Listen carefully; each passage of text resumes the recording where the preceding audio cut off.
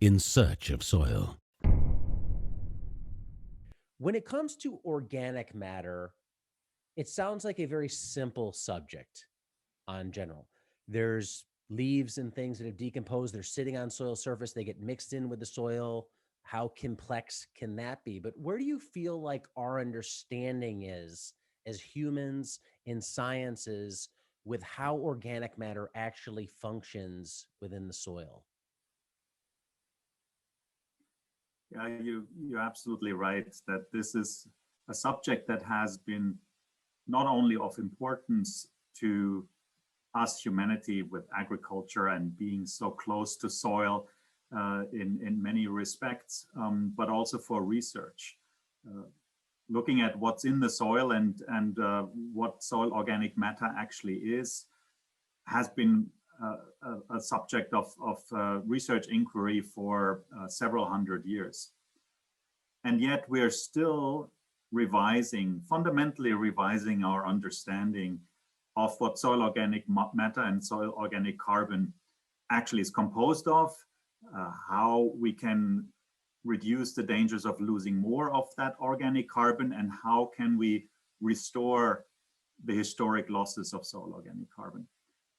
And that is really just very fundamental questions of what is in there, what is the composition, is still a very intense research topic, and to a large extent the reason for that is that it is very complex in terms of chemistry, in terms of biology, in terms of just the spatial architecture of the material. Just imagine it is very well known how many organisms are in soil. Soil is the most biodiverse organism, and you can imagine if there are so many organisms in it, they are doing a lot of different things, and they are producing a lot of different compounds. And the ecosystem of these very small organisms is therefore also spatially and temporally very complex. And that precluded some of the studies until recently, that we didn't even know how many organisms are there, because we can't just with lions and elephants and deer. We see them, we can count them, we can distinguish them. We see the difference between an elephant and a giraffe, but between two microorganisms that we cannot see with the naked eye, and even if we see them under the microscope, we cannot necessarily see the difference without DNA analysis. It took a while until we can appreciate the enormous biodiversity that rests underfoot. And equally, not just they are there, but what are they doing? What are they producing? What are they consuming? Is of course more difficult if you're dealing with such small organisms, and that you typically can't see them because they're in the soil. They're not hanging on a tree. They're not above ground where we have more easy access to it, but they are in the soil that very often precludes direct observation. And if we do direct observation, we dig down, we take a sample, we are already disturbing the ecosystem. And therefore, it is doubly difficult to study soil without disturbing it at the same time. So there are some very principal challenges why it takes us so long to understand what we would assume are very basic things about the soil.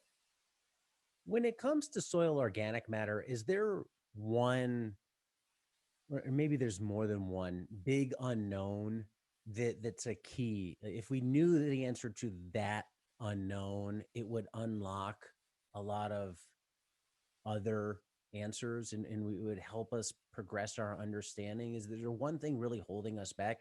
Is it that complexity? Like we just don't know how everything down there interacts in full? That could be the case, but no, without being too flippant about it, I would say that I'm very cautious of what the things that I don't know that I don't know, so I'm having accompanied and participated in the research over the last 20 years when knowledge that I grew up with as a student has been fundamentally changed. I'm cautious in claiming that we're already know what we need to know. That doesn't help you, of course, but it's interesting that you mentioned the complexity, and while this shouldn't indicate that we have absolutely no clue what's going on, the fine points that we are putting on our knowledge are really important. Still, some of the effects, the causes and effects on a larger scale, we have many of those we have chronicled rather well. Say, for instance, when you till a soil, you're losing carbon. Now, there are some things that we know. If you're putting compost on, you're increasing carbon and you're increasing nitrogen availability, and crop growth improves. So some of these things that we know quite well. It's not that this kind of knowledge all of a sudden goes away. But a lot of important fine points are much less known, and we would need to have better knowledge about these very intricate interactions between microorganisms, what they eat, what they produce, and how they react to environmental change, to also predict on a larger scale what's happening if we change our environment, for instance, with climate change. What does that mean for soil carbon? Because we know that microorganisms are mineralizing, which means making more carbon dioxide when it's getting warmer, and when moisture changes into a more favorable environment, and these kind of questions we don't know for the global scale. There's still a lot of discussion. What happens when the globe warms? Are microorganisms in soil really accelerating the decomposition of leaves and or soil organic matter and reacting with a greater carbon dioxide production out of the soil, from the soil, or does that equilibrate at some point? How far does that go? And that makes a big difference, because one of the blatantly obvious facts are that is maybe not well enough known, that there is much more, several-fold more organic carbon in soil than in the atmosphere and the vegetation together on a global scale. So small changes, small proportionate changes in the soil and losses of carbon, organic carbon in the soil, makes a big difference for atmospheric carbon dioxide concentrations. So therefore, we have a vested interest in knowing what, for instance, higher temperatures in the atmosphere do to the composition of soil organic matter. Yeah, that the point about more carbon being in the soil than in the vegetation and atmosphere combined, it's interesting. And I want to circle back to that, because but first I want to talk about one of those changes in your beliefs of, you grew up thinking this, a lot of people grew up thinking this, and it changed along the way, and that's humus. And I don't want to spoil the end of the story, but if we go back to what you were taught before you know what you know now, why was the theory of humus put out there, and why did it make sense at the time originally? Yeah, and a lot of that history will probably still need to be written, but the abridged version that I am aware of is that starting with the late 1700s, researchers were interested in finding out the world around us, and one big part of the world around us is soil, and figuring out what organic matter in soil looks like, they had to get it out because it was impossible at the time to study the organic matter in soil without getting it out of away from the minerals and the rocks. And the way to do that, the first scientists that tried that in earnest figured out you have to do it with a certain extraction. They used alkaline solution to do that, and it worked beautifully. You get a brown soup that comes out of the soil, and then they were able to study it in greater detail, looked at what atoms are in there, that there's nitrogen in there, that there's carbon in there, that there's oxygen in there, all these things that they needed to figure out in the 1700s and 1800s. And then researchers found out that when they used different alkali, or they precipitated or made less soluble or more soluble these solutions, then they could extract different types of organic matter that clearly had different properties. And over the 1800s and early 1900s, that generated scholarship that tried to explain the behavior of soil organic matter with its extractability, and led to the classification of these different fractions that one can obtain with words such as humic substances, humins, fulvic and humic acids, and these kind of useful fractionation and characterization techniques generated in the mid-1900s a scholarship that said there is a process called humification that generates these humic substances, and these humic substances are large, and therefore, because they are large, they cannot be eaten by microorganisms, and therefore we call them recalcitrant.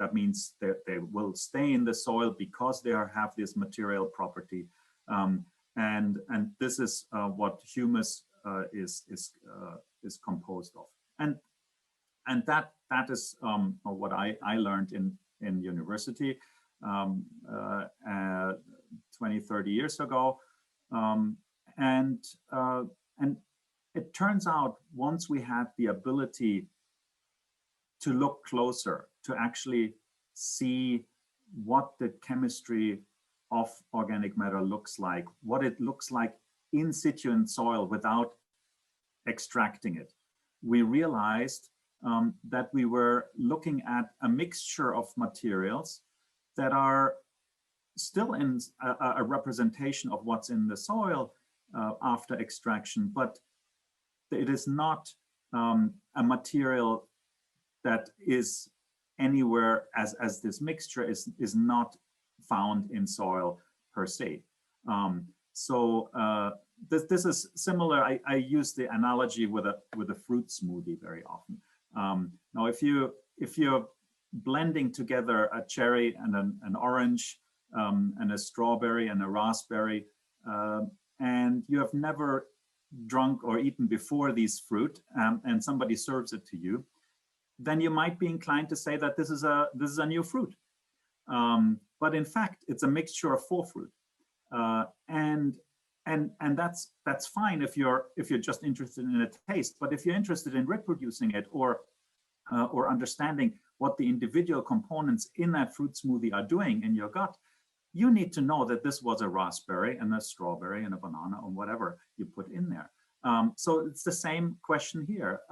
We need, when we want to know what is a microorganism actually exposed to when it is in the soil, or what is that organic compound in the soil interacting with minerals or in the water when water flows through soil, then we need to know these individual compounds. We cannot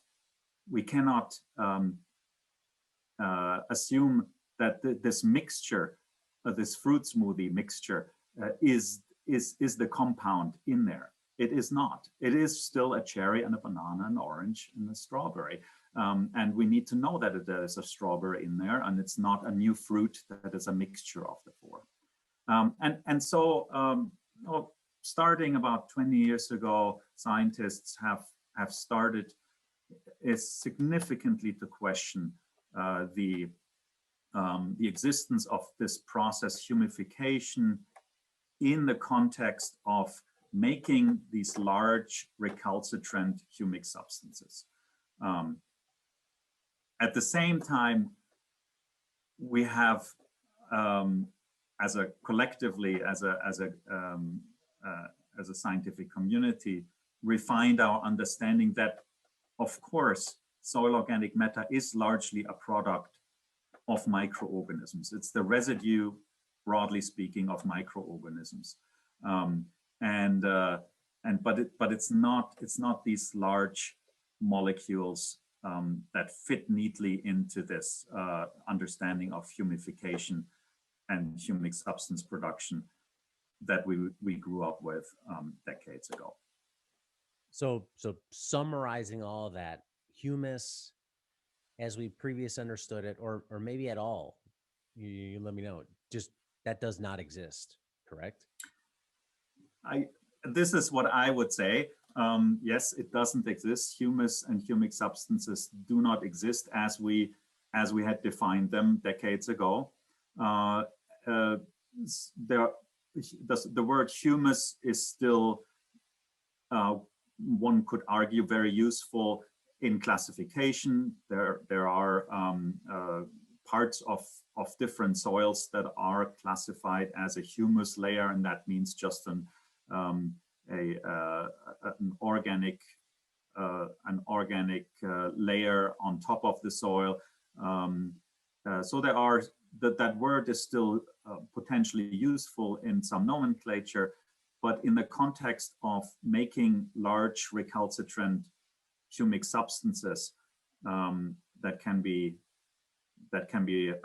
separated and understood in terms of humic acids and fulvic acids in humans, that is not an appropriate approach, in my view, at the present point. But it's not an uncontested one, and it is as with any changes, major changes in scholarship, it's a slow change, and probably for good reason.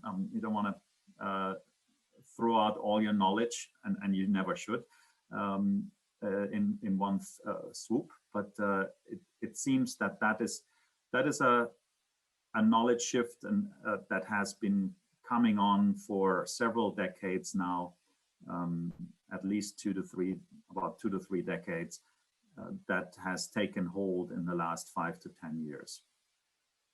So, and I'm not the expert in this, but my understanding is, so humus was thought of as microbes eat organic matter. That organic matter is then excreted. It aggregates together, and that aggregation is then called humus. Is that how they would have explained the formation of humus? Yeah, it's various what's called then resynthesis. So as you said, microorganisms eat a leaf, and what they produce when eating that leaf are these humic substances, and that would be large condensation products. So aggregation is no, maybe not the right word, but some kind of synthesis of large molecules that are made while microorganisms are eating a leaf. Yes, that is. Although that, sorry. Oh, as you say, so if that doesn't form humus, and there's this other view, it's not the smoothie, it's the component parts. When a microbe eats a leaf, how would you view it now?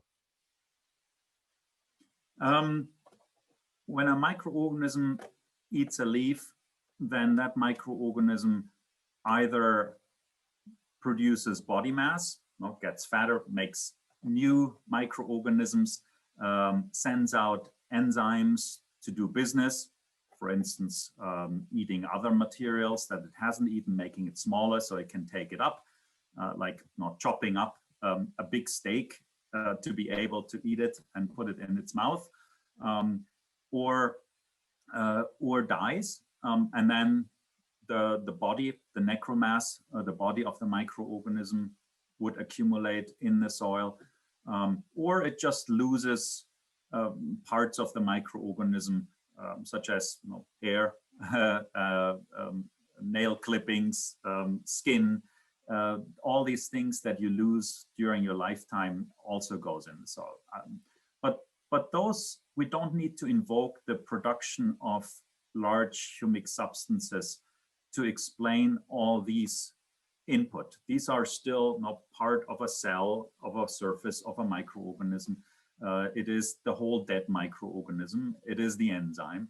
And if you sum all that up, you will be able to explain what you find in soil, in addition to half-chewed plants and other microorganisms and soil fauna, other biota that are not microorganisms.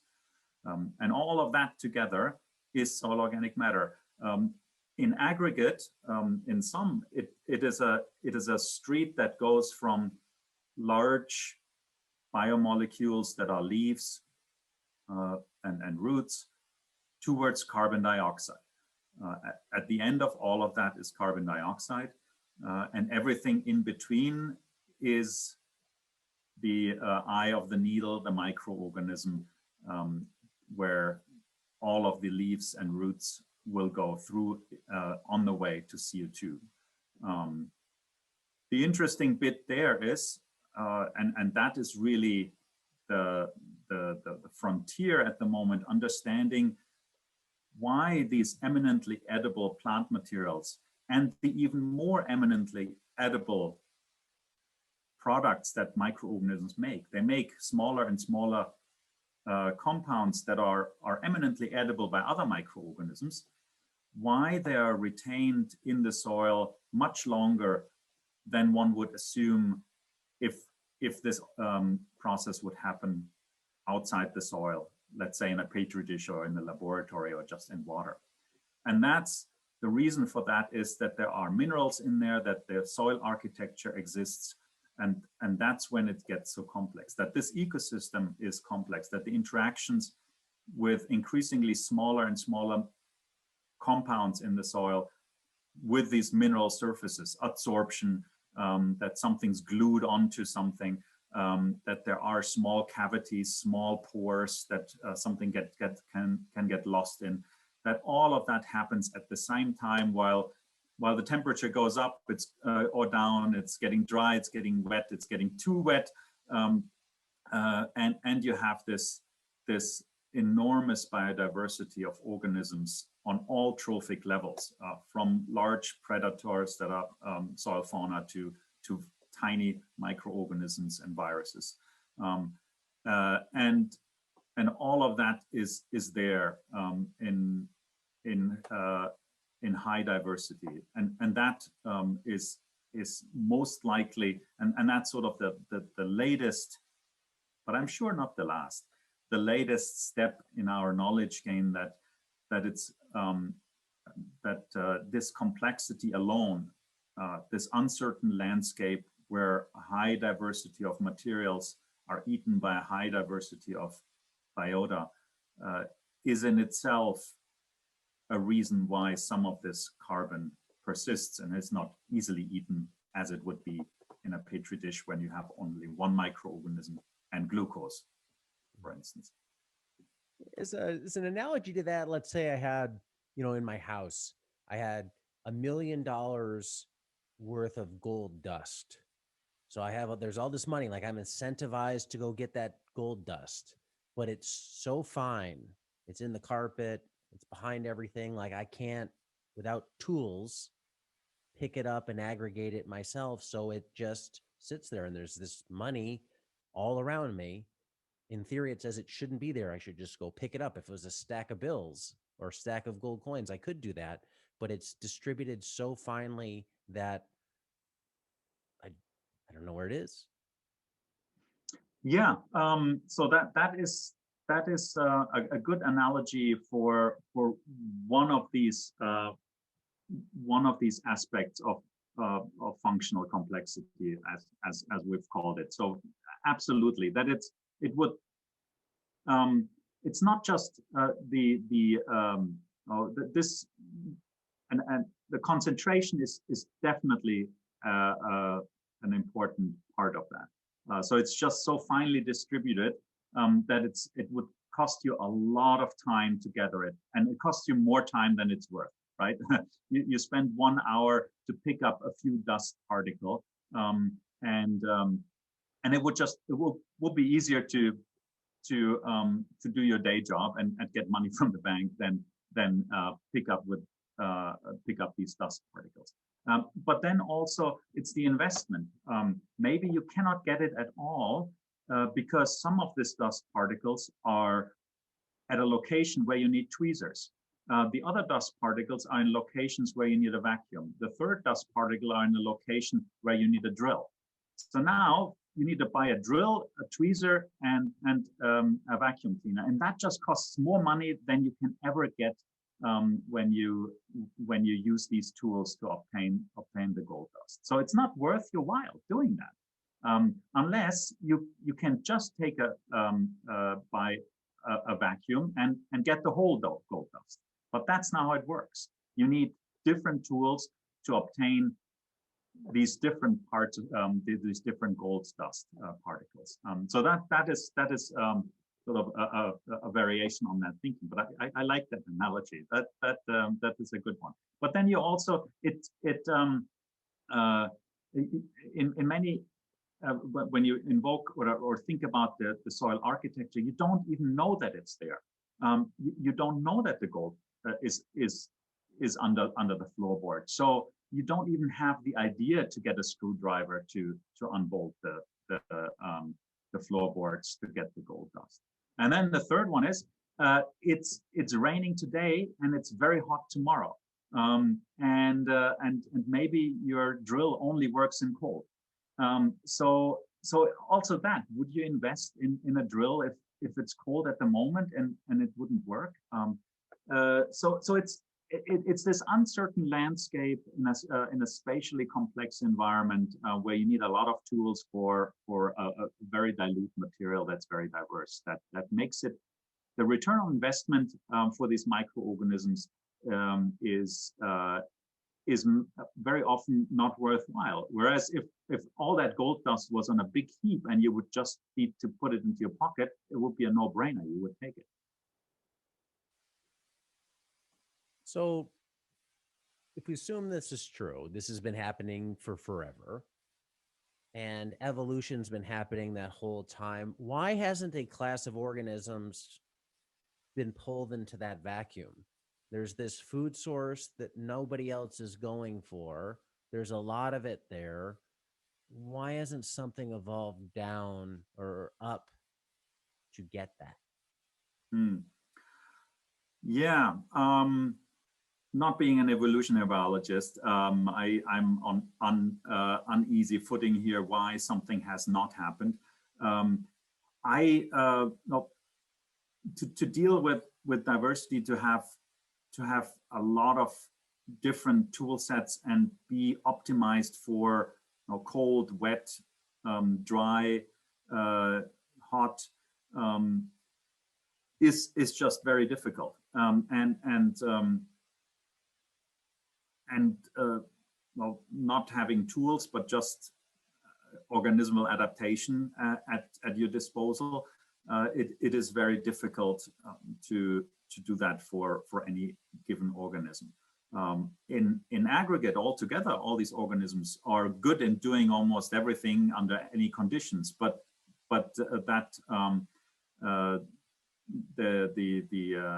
you need a lot of diversity to accomplish that, and that specialization for all these different eventualities makes you not a good generalist. Although there's of course also very different optimization. Some organisms are more on the generalist side, and some are more on the specialist side. But it seems that there is no good solution for eating all of that material in the way it is distributed and its diversity in the soil. I know we're talking science. I don't want to get too metaphysical here, but is that nature's way of protecting itself, saying, "Hey, I'm not going to let you get all the carbon"? Yeah. So the higher intent of all of that. Yeah. No, that wouldn't be something I could comment on. There are many things that one is tempted to look at a higher meaning in what we observe. When for me, it is perfectly fine to say, this is how it evolved, and it might be damn luck or or just happenstance, and that's beautiful also. Sure. Given that it's hidden, it's maybe locked up in the clay, do you have a sense of that level at that particle size over time? Is it stable? Is it increasing? In other words, if it's not being accessed rapidly, well, those nutrients are forever essentially locked up in that carbon, and that carbon's never getting back into the cycle. So do you think there's a balance there where there is that small pool of those fine particle sizes, and some get eaten and then some are produced, and it levels out over time? Or is that level just kind of forever increasing, even if that's a slow increase? Yeah, no, that's a good question, and that's precisely the reason why it is so important. I think that we have to look at persistence of organic matter in soil in a different way than we have traditionally, because when we accept or think in a way that the reason that organic carbon persists in the soil is not because there are recalcitrant materials. It's not even that there is organic matter that is forever absorbed or within an aggregate or a small pore, although of course there are some that are turning over much slower than others. But it's a constant being eaten, dying. It's a constant turnover that happens in soil. So we can explain long-term and global scale carbon dynamics with relatively fast turnover of soil organic matter, which would imply it is not necessary to invoke that a portion of the carbon is never eaten. But we can assume that the carbon is eaten all the time. Somebody's eating somebody else all the time, and yet in aggregate, there's still a certain amount of carbon always left over, because all of this is happening all the time, which also means now we might not be able to bank on doing something that locks away carbon in soil for the long term. Also, that it would mean that we have to be careful that we can destroy soils, that we can decrease soil carbon levels with inappropriate management, without inputs of organic carbon, with a lot of disturbance. That maintaining or increasing soil organic carbon levels actually requires constant care. It requires appropriate management, and then it's resilient. Then you increase or maintain soil carbon levels, and can store more carbon. But it is not that you do something that would then be in soil, a carbon molecule that would be in soil or at a location in soil that would never change. It's this constant turnover, this constant change of compounds and organisms that generates itself persistence. So it's kind of an interesting, if you take that a little bit up to another level, you could think about it, diversity being part of the basis of resilience and sustainability.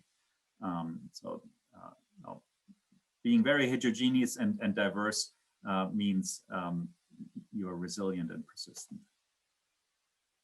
Is there a general rule? And I know this gets tricky because there's different soils, different biomes, everything changes, but what percentage of carbon is living and labile versus recalcitrant? Is there, you know, if you had to ballpark it and very much generalize, where does that fall? Mm-hmm. Yeah, what we do know, the microorganisms that are living at any given time is about 2 to 5% of total carbon. So about 2 to 5% of the carbon in the soil is in a living microorganism, and the same applies more or less to nitrogen and phosphorus and so on, some of the nutrients. But many of them don't live very long. So that is why a lot of carbon goes through those and is then accumulating in some form or another, as I said, either because that microorganism is dying or is sending out an enzyme or is doing something else, is adding carbon to soil. And that is really, at the moment, the very interesting question, generates the very interesting questions. What are the pathways of that, and how can we understand and quantify that better? And how can we explore that knowledge to make soils more resilient and in the context of climate change, store more carbon without, or maybe without compromising, or better, with fostering more sustainable soil health systems, so that soils deliver all kinds of ecosystem services for water, in addition to climate, water, biodiversity, and of course plant production as well. And if you look at one agricultural practice that's just known to burn carbon out of a soil, it's tillage or heavy tillage. What's happening in the tillage process that is allowing all this carbon to suddenly burn up? So the soil was sitting there, everything was stable, you till, now all of a sudden the soil's releasing all this carbon. We know from already talking, you know, it's not that tiny dust carbon that's going up. So is it just making the bigger chunks of carbon more accessible? Is that what tillage is doing? Yeah, the direct effect of you know, the physical impact of tilling on organic carbon, I'm sure that exists as well. An important part is to aerate the soil and give oxygen to organisms that have not had optimum oxygen conditions and can therefore start decomposing faster, but also to destroy aggregates. Aggregation is believed to be an important mechanism of reducing mineralization of organic matter. So if aggregates, these are basic building blocks of the structure of soils, if they are broken open, then a microorganism can all of a sudden access carbon that it couldn't access before, and so there are a variety of mechanisms that operate when the soil is tilled, and they all work together to allow microorganisms to eat this carbon that would otherwise be less available for the taking. So the ultimate organism, or the ultimate mechanism that generates this carbon dioxide are the microorganisms, and tillage is the way to make the carbon that's in the soil better available to the microorganism in some shape or form. And there are a shopping list of why that is the case. If you wanted to increase the carbon stores in soil, or let me back up. The long-term carbon storage in soils, is that tiny carbon that microorganisms have the trouble finding that we're talking about? Is that where long-term carbon storage happens in the soil, in that size frame? Yes, is that tiny carbon compound. It's not the big piece of a leaf that is still in the soil. It's not the big piece of a root that's in the soil. It's that tiny bit of carbon that in most cases is a residue of a microorganism in some form, and so it's interesting to muse about that. The product of a microorganism is also the material that remains the longest in the soil, and we typically see that the coarser fractions of half-eaten pieces of leaves, those are the ones that are turning over the fastest, whereas the smallest molecules are turning over the smallest, and that makes only sense. If all of that was in solution, it would be most likely the opposite. But since we're working in the soil, a small molecule that has a lot of oxygen and a lot of different forms, and that can hide somewhere in a small pore or adsorb to iron and aluminum in the soil and clay minerals, those small molecules have a lot of options to not be eaten. Whereas a big piece of a leaf, that's a big piece of carbon that is relatively homogeneous at one location. So now, as a microorganism, you just go to town. You can just specialize on that leaf and then eat it all, or most of it. But then all the compounds that are made out of that, these smaller molecules that are then swimming away and are unique and absorbed to clays and are hiding in a small pore, those are then much harder to eat for other microorganisms. Yeah, so that is definitely the case.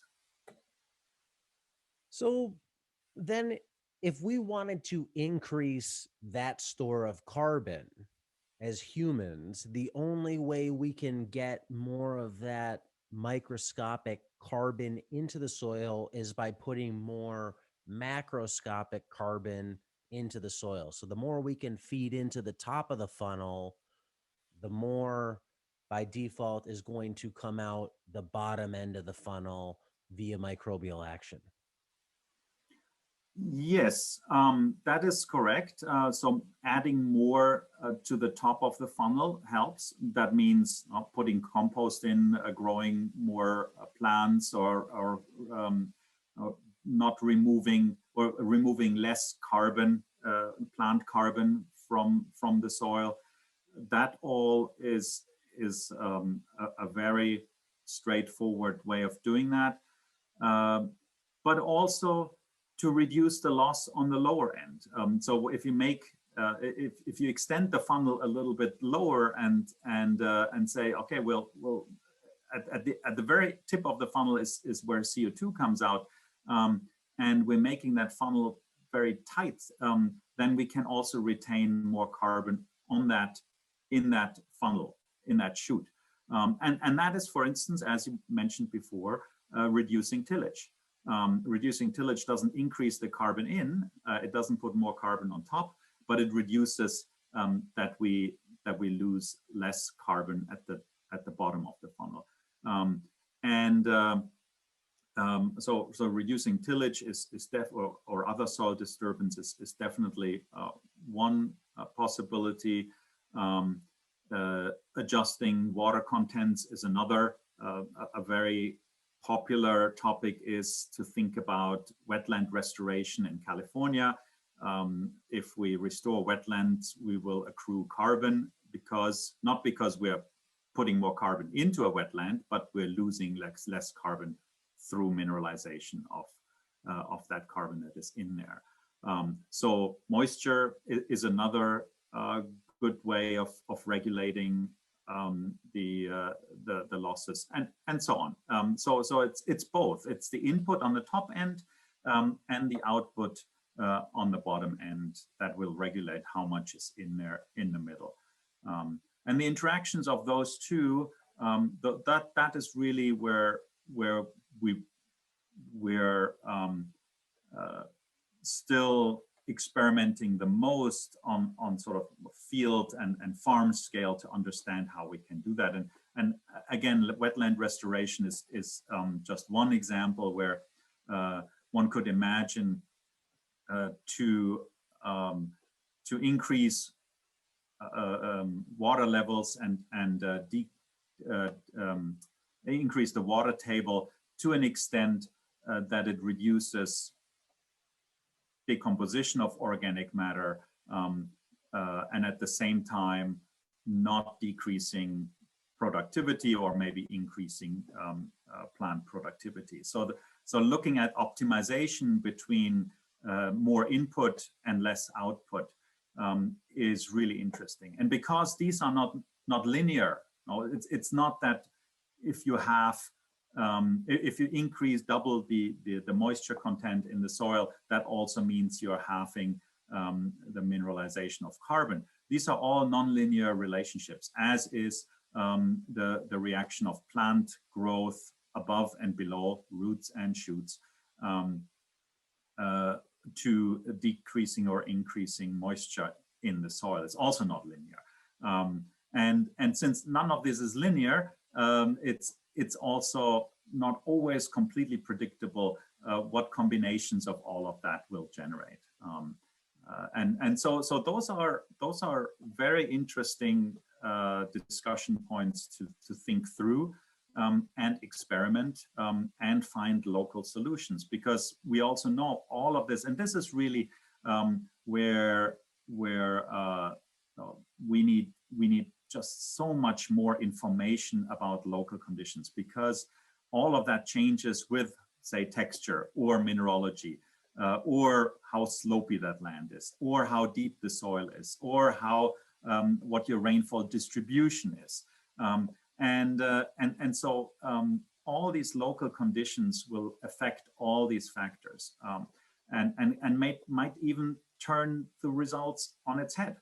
So we need, for optimizing our management, we need all that local information, and it goes to that such a degree that I think many have now understood that that we need this view that is at the moment called digital agriculture or digital agronomy, or such terms that recognize that we need really information for almost every meter of the soil, that the farmer needs that information to optimize management for a certain outcome, whether it's crop yield or soil organic matter accrual or lower leaching and better water quality, or whatever the management objectives are. We need information almost meter by meter of a field, because it changes so much. And while for many of the individual decisions, we probably have a lot of the information at hand, translating that into field scale recommendation requires all these fine points to be translated into variable management over let's say a field. And a lot of farmers are doing that already. They know that side of the field I need to fertilize less. This side of the field I need to fertilize more. Those kind of things need to be implemented, are being implemented, and farmers are really at the forefront of innovation on these kind of aspects that are figuring this out, and they have known this for forever, right?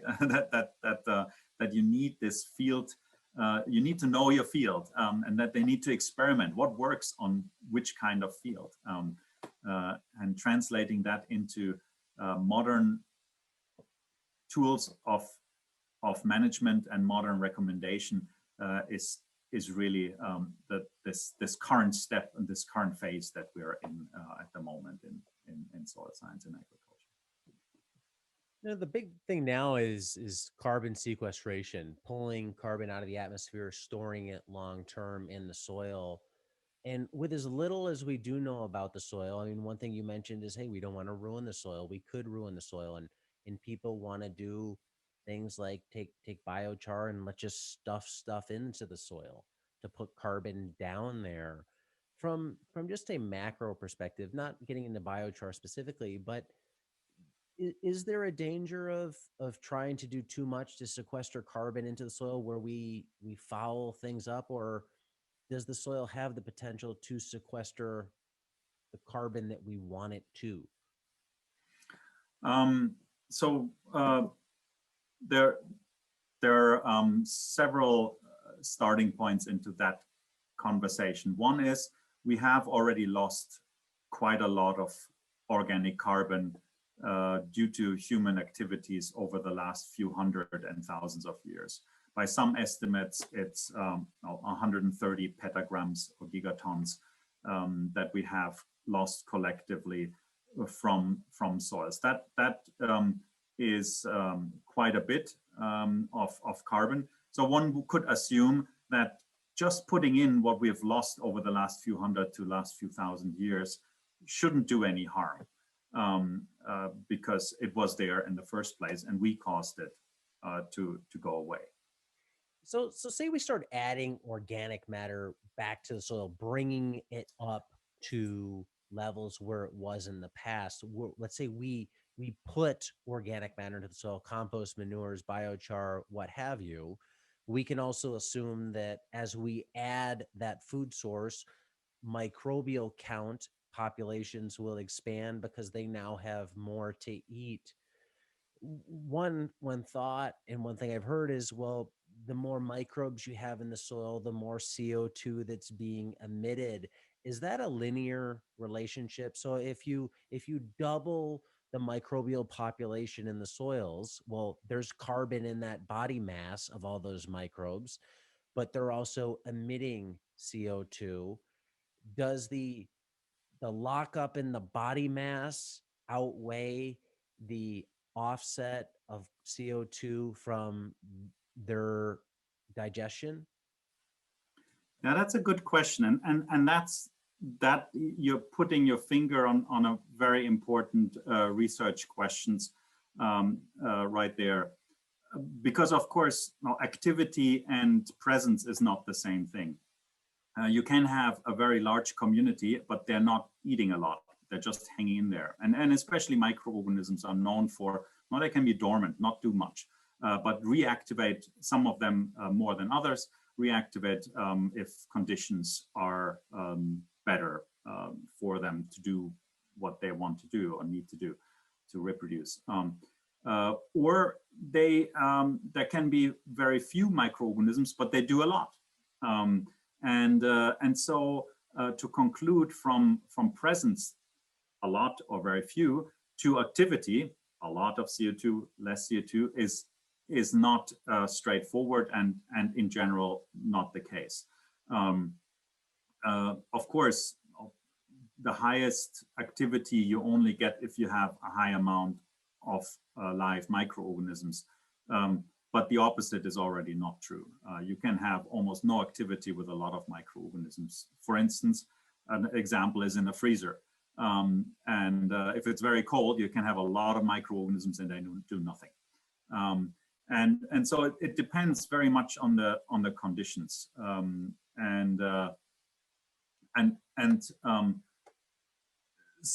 Since we are moving towards the insight that the majority of soil organic matter is actually a remain of a microorganism or the microbial population, the the ability and the ability of the microbial population to build body mass and to assimilate, to eat leaves is the very mechanism by which organic matter is built up.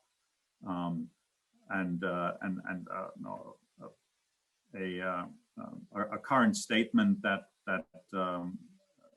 probably most would subscribe is that the majority of soil organic matter is microbial necromass. So that is no, the how much a microorganism is producing CO2 versus multiplying or building more body mass and doing other things with the carbon than making CO2 is a big question. Can we manipulate that?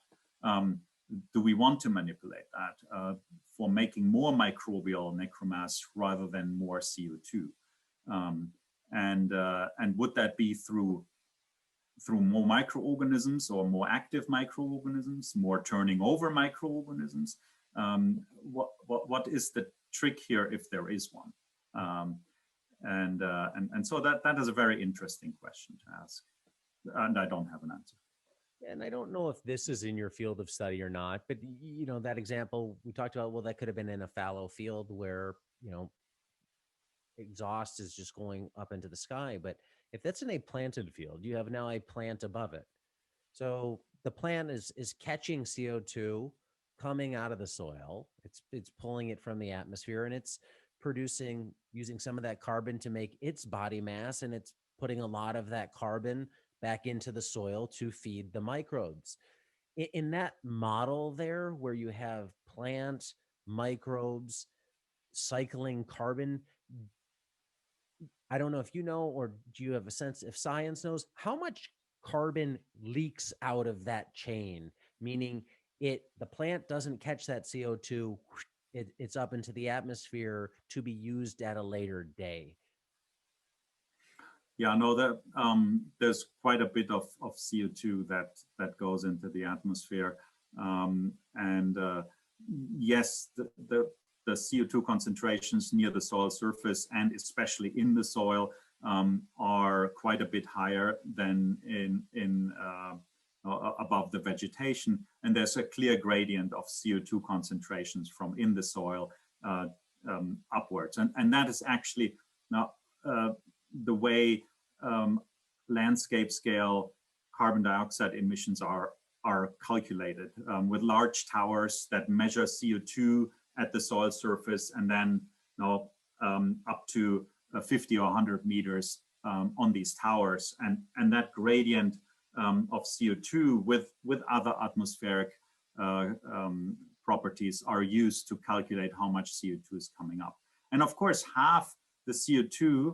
half the CO2 that comes out of the soil or out of the ecosystem, half of that is from the soil, and the other half is from the plants themselves, because they respire as well carbon dioxide, and they do that at different times of the day, whereas the soils are doing it practically day and night.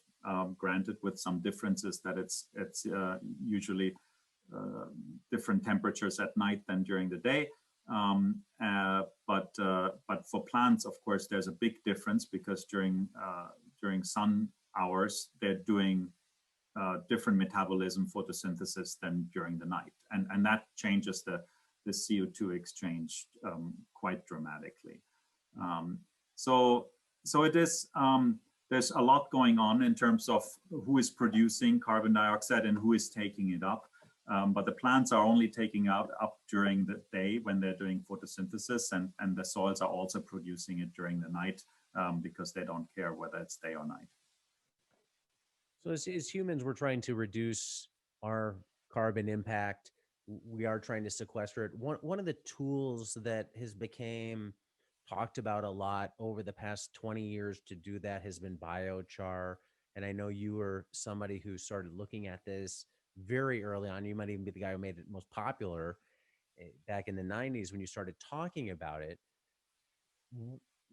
where do you, we'll get into a lot of the details about biochar, but if you summarize what you know today, how do you view biochar as a tool for, if we just isolate it to sequestering carbon, like ignore agricultural benefit, sequestering carbon, how beneficial is biochar as a tool? It occupies a very intriguing and interesting niche because of the way it can recycle plant residues and waste residues that might be difficult to utilize otherwise, as well as because of the unique properties of this biochar material when added to soil, that it can generate knock-on effects that are mitigating climate change as well, that would not be generated when we would just bury the CO2, for instance, directly, or do other things with organic matter.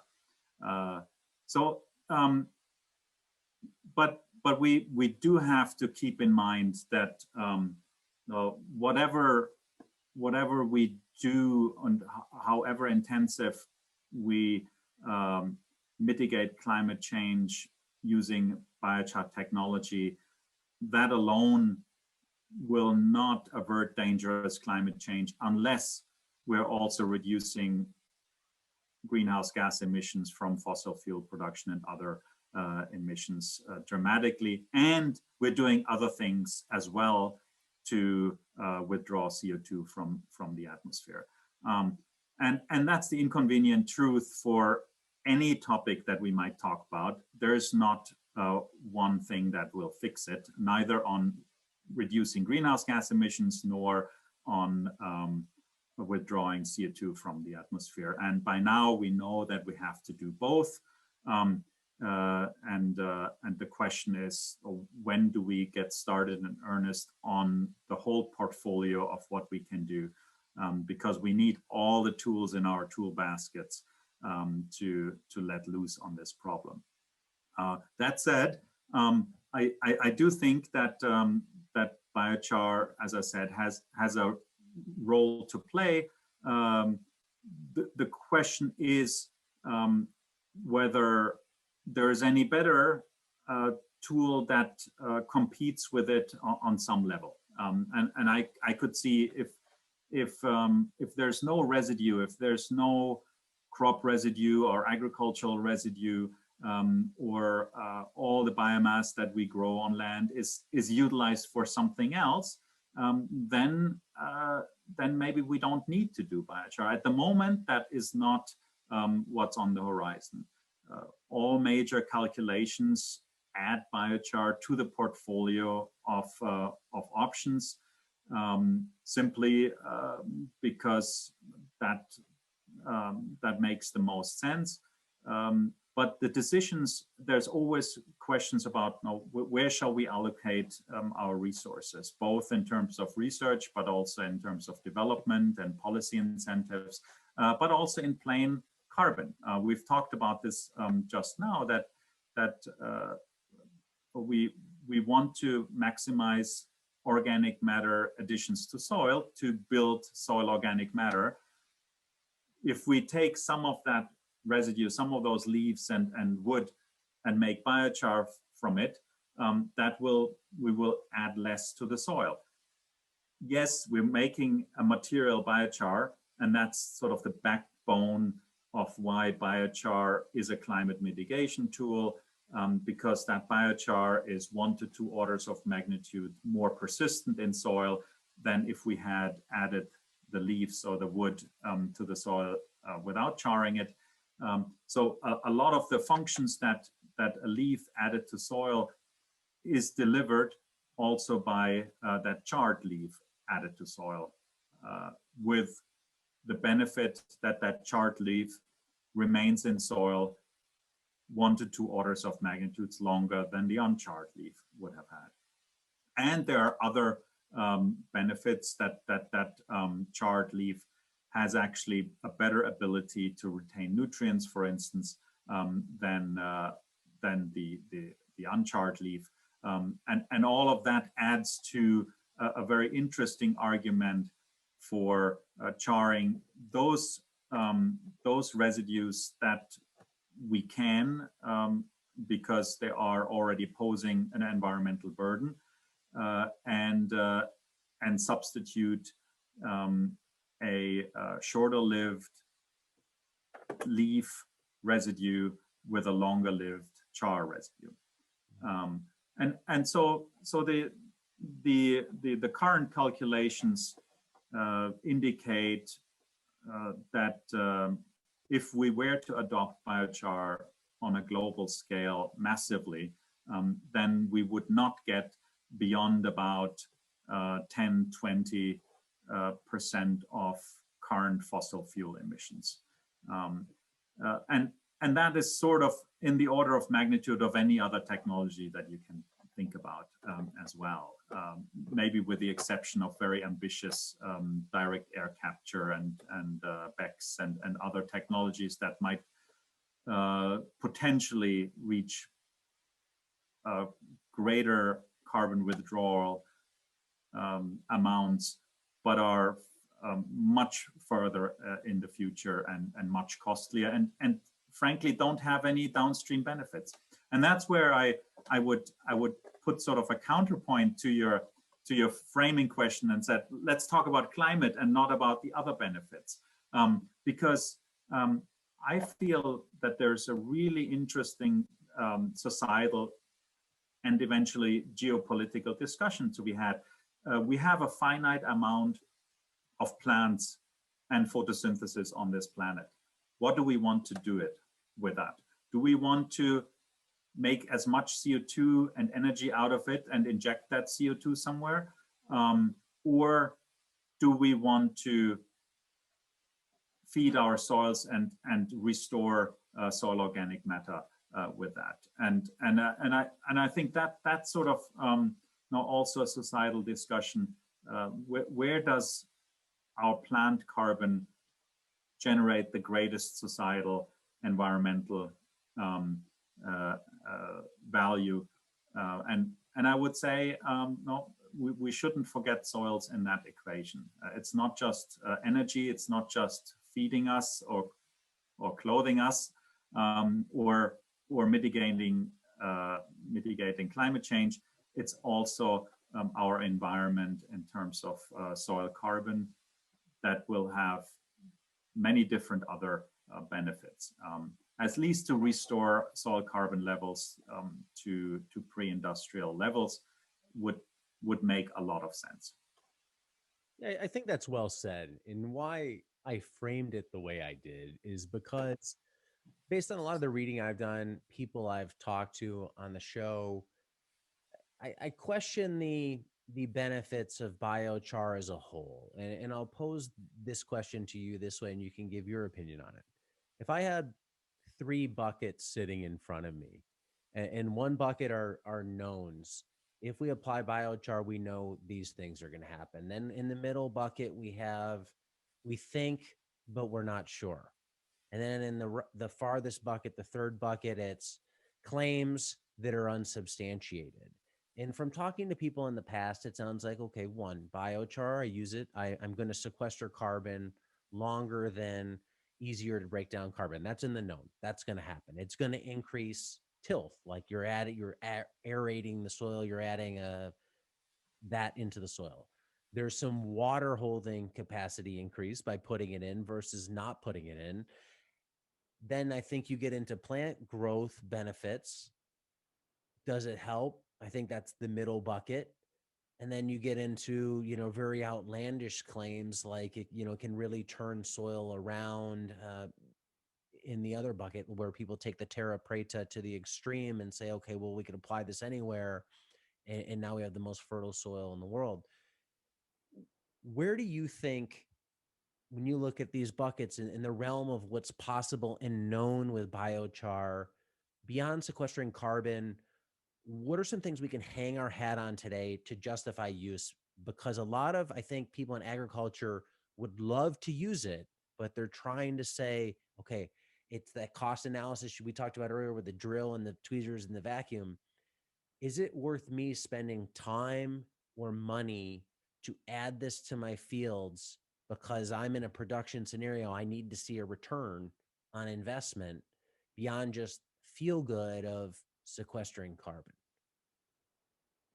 Yeah, no, that's a very good question, and in many ways, it's not different to many other questions that a land user, whether it's a municipality, a landscaper, or a farmer, or a homeowner has. Now, I have this shelf of options, and which one shall I pick first? And how many shall I pick after I pick that first one? And what do I want to do with it? And that those questions and the answers to those questions are just very different depending on where you are, what you want to do, how much money you have, et cetera, et cetera. And so it's really hard to say what who should be engaging and who should not. When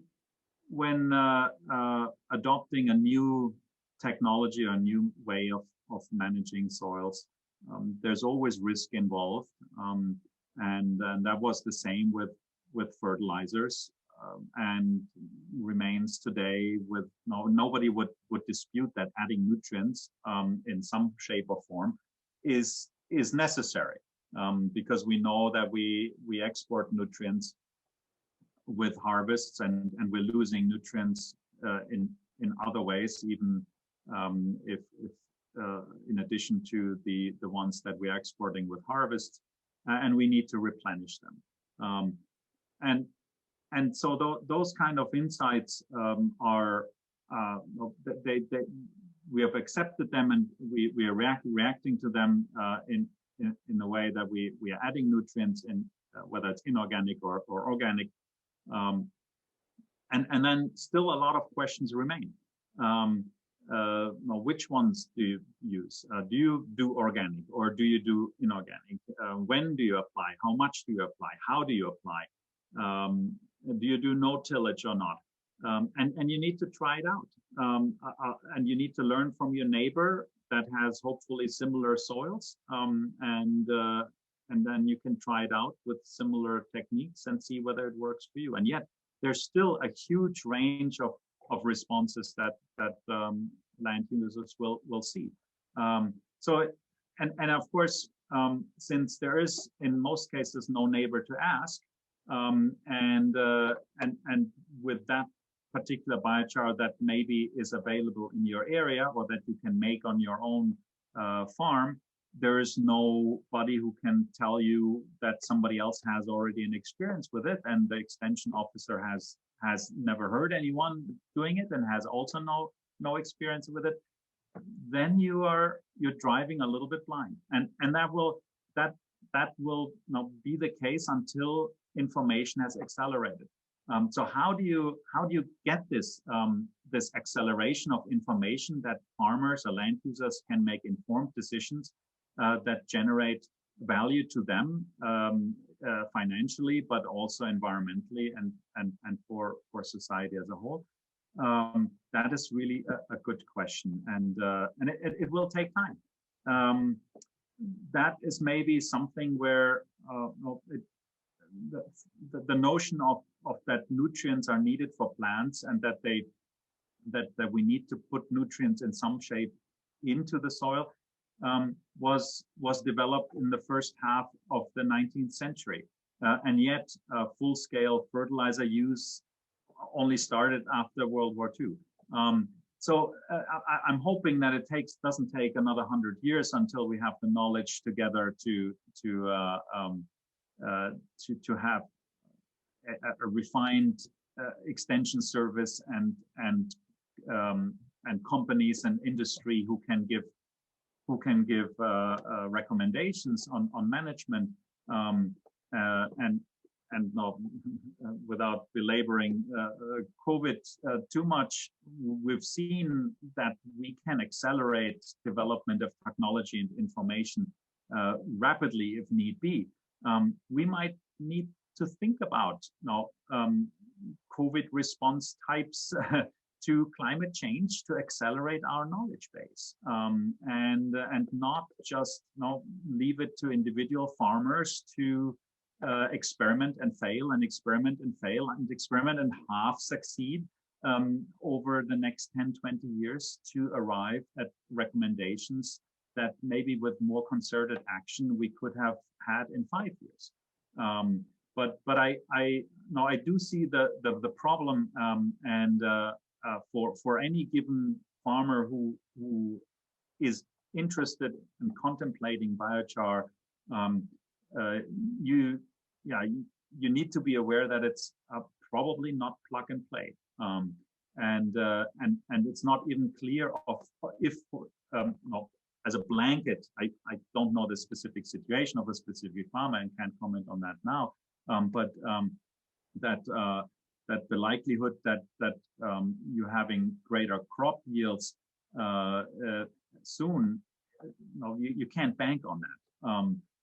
But it might be, and maybe you don't find the optimum way of cropping with biochar very easily, and maybe there is no crop yield benefit at your location with your crops, with your biochar that you can purchase, or it's simply too expensive, and that is then of course now where we're getting ultimately, if it's of societal value that we want to restore carbon in soils and withdraw CO2 from the atmosphere, and we want to subsidize farmers to get the freedom, the financial freedom, and the opportunity to experiment with biochar, whether it has knock-on effects for their bottom line, which is typically growing a crop, whether it's an animal or a plant crop, then maybe this is a mechanism to doing so, and put safeguards on it that says, no, this is a method where we can be absolutely certain that carbon in soil increases and CO2 in the atmosphere decreases, and we're paying for you to experiment with that financially risk-free, and maybe it does something good for you, then you might want to continue doing it, or maybe not, then no harm done for you, but we thank you very much that there's less CO2 in the atmosphere. So those are opportunities. Let me pause you there for a second. So you're empowering farmers to do that with that statement, and I love that. Let's go try some stuff. Based on your research, what you've seen, if we did go back to crop yield effects or crop growth effects, it doesn't have to just be yield, it could just be healthier crops, more able to withstand drought, that types of things. Do you think it's maybe possible, or reasonably possible that positive results would be seen in terms of plant health and plant growth? Where do you think we are based on all the information you've seen that in terms of plant growth expectations? Yeah. So if you're taking a random biochar off the shelf somewhere and you have no prior information, and you stick it into a random soil and you grow a random crop, and you do this everywhere in the world, then at the moment the data show that the average crop yield increase is about 20%, 15 to 20%. But the range is large for in some situations with some. So if you're putting, for instance, a biochar that has a pH of 9, so highly alkaline biochar, onto a highly alkaline soil, the chances that you don't see a crop yield increase or even a crop yield decrease is pretty high. So we already know a few things that don't really work very well. But if you're putting a alkaline biochar on an acid soil, the chances that your crop yields increase is pretty high. But on average, we're sort of in the 15 to 20% crop yield increase for the whole globe if you take random biochars on random soils. Now, some of the crop yield increases reported in the literature are very, very high. Now, the trick is to not do an average crop yield increase, because you can do the same analogy with nitrogen fertilizer or irrigation also.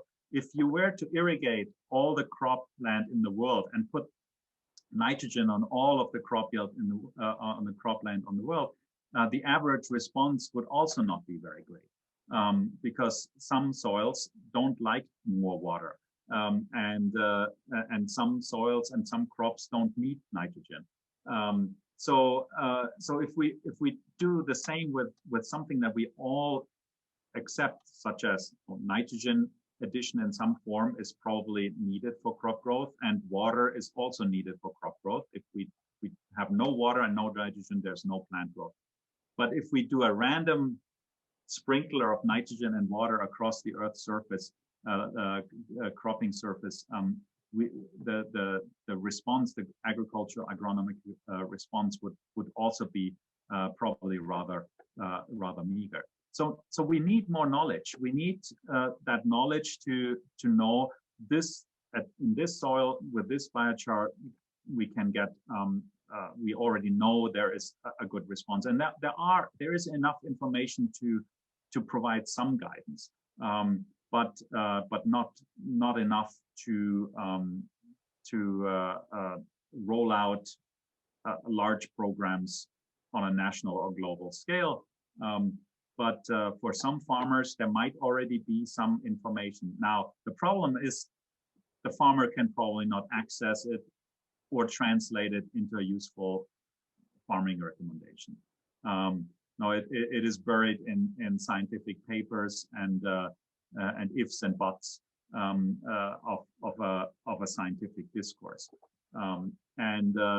So translating what we already know into useful farmer recommendation and work on improving farmer recommendation where it has the greatest benefit for the farming community is the task ahead, and that's still a task to be done. So a farmer or a land user or a homeowner who does it by herself now, that is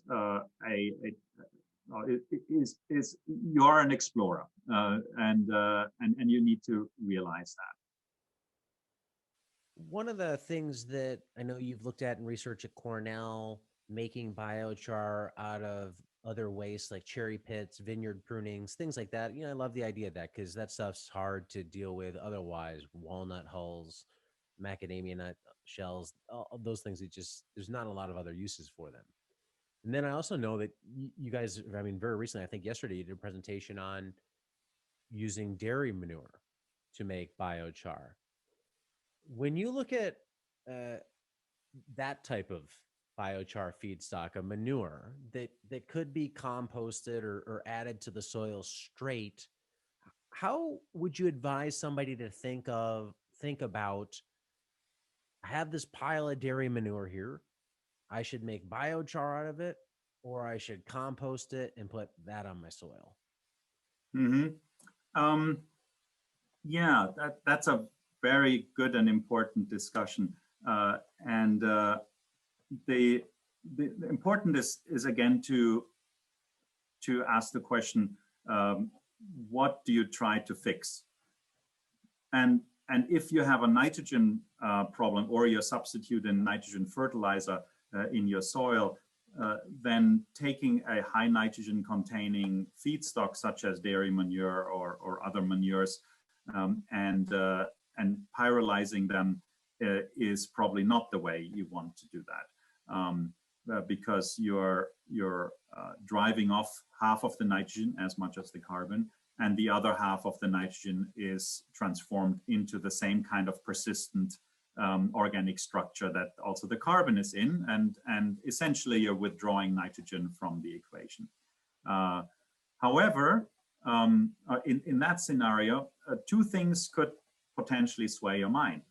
One is you have a contamination issue. So maybe it's not dairy manure, but you're talking about human feces that are contaminated with hormones and antibiotics and pathogens then maybe you are swayed to say, okay, I accept that I lose my nitrogen, but I'm making something that's actually an environmental burden because it would destroy my water reserves, and I'm not allowed to put it on the soil to begin with. I'm putting my human feces and pyrolyze those.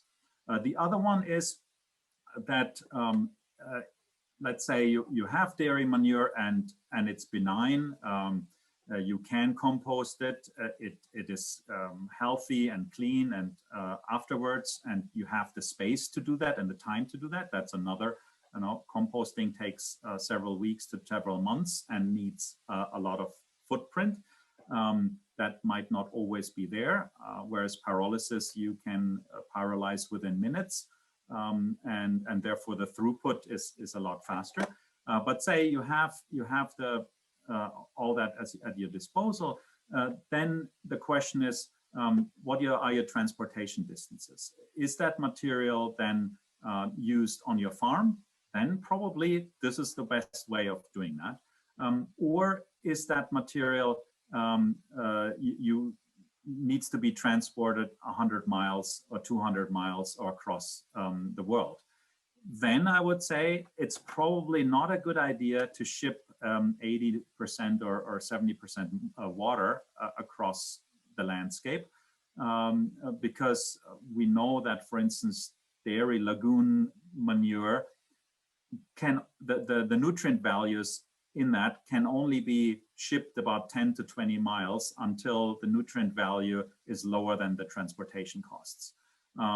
So that's of course different for compost, but no, you cannot ship dairy manure, liquid dairy manure, very far to not have the transportation costs exceed the nutrient values. So that is in there as well. And the third aspect is, let's assume you are the consumer of your compost, and you're in California, and you're on an organic farm, and you're making as much compost as is needed for your organic irrigated farm to keep organic matter levels up, so that you only need the minimum water content for your irrigation. But that probably means that you are adding quite a bit of compost, because the compost is mineralizing very, very fast. And so you're probably over applying nitrogen and phosphorus and everything just to keep organic matter levels up, so that your irrigation is optimized. So maybe you don't need as much compost on your soil, just to add for the nutrient, the nitrogen need. So what about making as much compost to satisfy your nitrogen needs, but pyrolyzing the rest of your manure to satisfy your carbon needs to optimize irrigation? So here are 3 examples where, in certain cases, for different reasons, you might be swayed actually to contemplate making biochar out of your nitrogen-rich feces, at least partially, instead of composting them. So the decision criteria are always different, and need to take these local conditions in mind. Yeah, I think those are great ways for people to think about it. I mean, it's almost like a flow chart, right? What Yeah. just go down that. But one thing that's came up a lot is lately I've talked to people about horse manure and a lot of other manures. You're finding aminopyrrolid, persistent herbicide contamination in those manures. It's got a long half-life. Composting doesn't break it down, so composting isn't an option. Do you know if you pyrolyzed a tainted manure that had persistent herbicide present, will that herbicide break down in the pyrolysis process, so the biochar that comes out the back end won't have that negative effect of the chemical in it? A very clear yes. If it is an organic compound. If we're talking about copper and cadmium and heavy metal or arsenic, then the discussion is more nuanced because cadmium in is cadmium out. We could then talk about the form of cadmium or the form of arsenic. But if we're talking about glyphosate or any organic compounds, they are all denatured. They're another carbon compound and of no concern. Yeah, and the same applies to pathogens as well. In pharmaceuticals as well? Yes, although I'm not, if they are organic, if the functional and the problematic active compounds and groups in these chemicals are of organic nature. Again, no cadmium or any heavy metals are still heavy metals. If I think about your example before of, hey, maybe you're over adding compost, you just want that water holding capacity of organic matter, you pyrolyze some, you compost some. Do you know, I have two equal containers. One's full of just, let's say, dairy manure, one's full of pyrolyzed dairy manure, and they're same volume.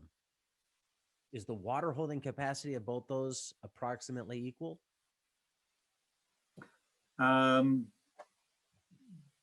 I don't know. That is, and there are a couple of caveats. One is the water holding capacity of that material is probably less relevant than the water holding capacity of that material mixed with wherever you're growing your crop. And that will change, and there's an interaction, and we know that already. So adding a certain biochar or other organic matter, but if we stick with biochar, adding a certain biochar to a sandy soil might increase water holding capacity, whereas adding it to a clay soil might decrease water holding capacity. So there is an interaction between the two, and so it will never be a clear answer. In general,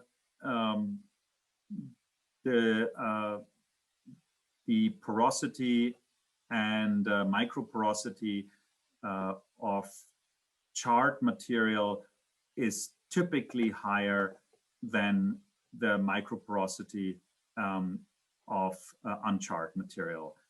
Some of it is not very much higher. So if you're charring poultry manure, the pore space, it doesn't increase as much as if you were charring wood. Now, with woody material especially, and the very fine pores have a proportionally larger contribution to that, the porosity increases dramatically, several orders of magnitudes. And that's why we're doing it, because we're interested in what's then marketed as activated carbon, because it is has so many pores and is so highly porous. So in general, porosity increases, but for different materials that we would char to different extents, and also the size of the pores differs that are created, and then the interaction with whatever soil you're adding it to complicates it as well. So that is something to think through. In general, sandy soils benefit the most from organic matter additions in terms of water holding capacity, and that's also the case for biochars. They will also benefit sandy soils the most, typically, in terms of water holding capacity. And sandy soils are also the ones where organic matter mineralizes the fastest. So there you have a very clear storyline where you could argue that in sandy soils, if water holding capacity is a problem and you can afford biochar, that's another problem. The costs of it, then probably in most cases, biochar will increase water holding capacity for a longer period of time than the uncharred organic matter would have done. no, we haven't divided that, but by dollars in this kind of statement, and that's where very often it falls apart. No, because it might be the cost of adoption at the moment, especially if technology, if you're the first one to purchase, or if you're buying biochar, that is very often prohibitive for most people. But it's a work in progress, and I sometimes use also here the analogy of photovoltaics and wind. The first wind energy, big scale wind energy plants have been built in the 50s, and photovoltaics was well on the horizon and developed in the 70s, and yet it took another 50 to 60, 70 years until many houses have photovoltaics on their roof. This just it takes a while to adopt it, and for various reasons, the technology, the information, the penetration in the society, the acceptance, legislation and incentive structures, all of that has to come together and until then it's a rocky road, and that's where we are at the moment. Yeah. You know, one thing you talk about when you apply organic matter to the soil, say compost, it mineralizes very quickly. But we know in that mineralization process, we're left with that not the humus, but that small, fine portion of carbon left in the soil. How significant is that microscopic portion left, or does it only become significant in terms of water holding capacity and its value in the soil as carbon after many applications over many years? That's a good question. That's a thought-provoking question. In general, the distribution, or if I translate that into the word particle size, now how clumpy or how big are the particles of organic matter, makes a difference.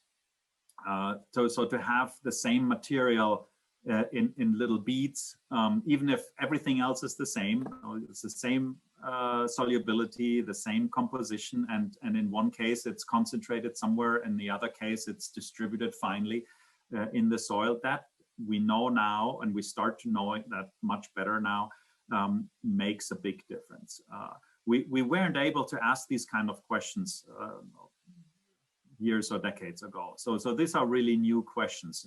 Is the spatial distribution on the scale of a microorganism, that it's relevant for a microorganism, does that matter or not? And the answer is yes.